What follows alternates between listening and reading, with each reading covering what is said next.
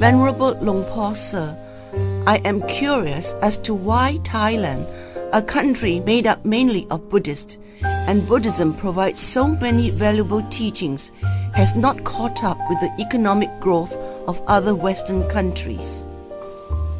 I agree that Thailand's economy is not as thriving as other countries, but do not assume that it is because Buddhist teachings are not helping. Don't look at it like that. Let's look at it in a different way. The first thing to consider is this.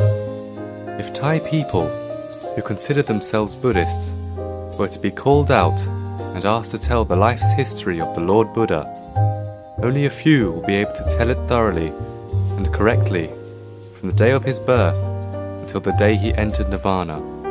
I'm not even talking about the heart of the Buddhist teachings. This is the truth. Thus, whatever problems that arise, people should not suppose that believing in Buddhism has led to Thailand's problems or decline. Instead, we must say that Thai people, even when they're calling themselves Buddhists, have insufficient knowledge of the Buddha's teachings.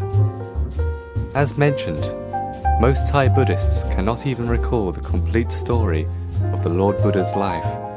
What are the basic Buddhist principles that can be applied to our daily lives to eliminate the roads leading to ruin, which are the causes that undermined the whole nation's economic system?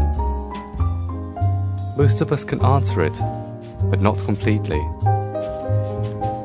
For that reason, believing in Buddhism does not lead to the decline of one's country.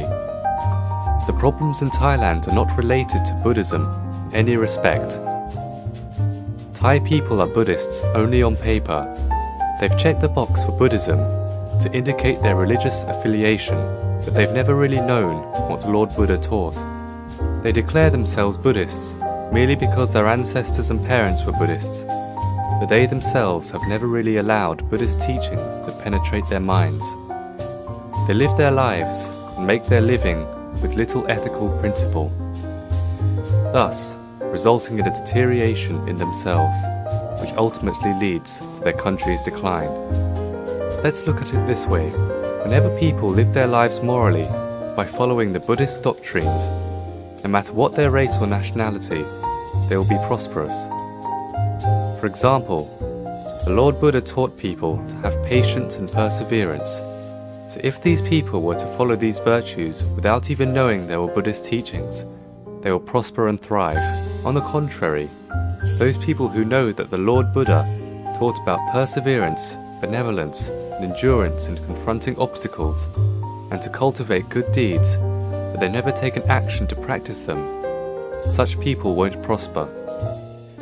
They cannot fully call themselves Buddhists, for they do not practice Buddhist teachings, but merely know the teachings. The current problem in Thailand is that Thai people do not know Buddhism. The first group is made up of people who do not know key Buddhist principles and the life's history of Lord Buddha.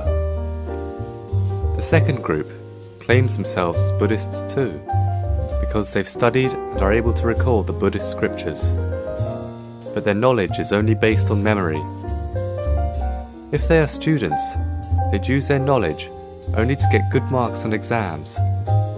If they're adults, they'd use their knowledge to carry conversations, but never really bring it into practice.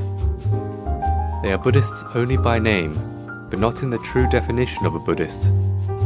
The genuine kind of Buddhist, the ones that know and practice the Buddhist principles, will prosper wherever they go.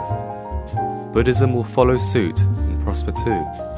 Even better are those Buddhists who know, practice, teach, and encourage others to learn and practice the Buddhist teachings too. This is the most special kind of Buddhist. Briefly, the true Buddhists are those who know and practice the principles at a level where they can be teachers to themselves and others around them. Then, wherever they are, not just only in Thailand, they will make that country prosperous.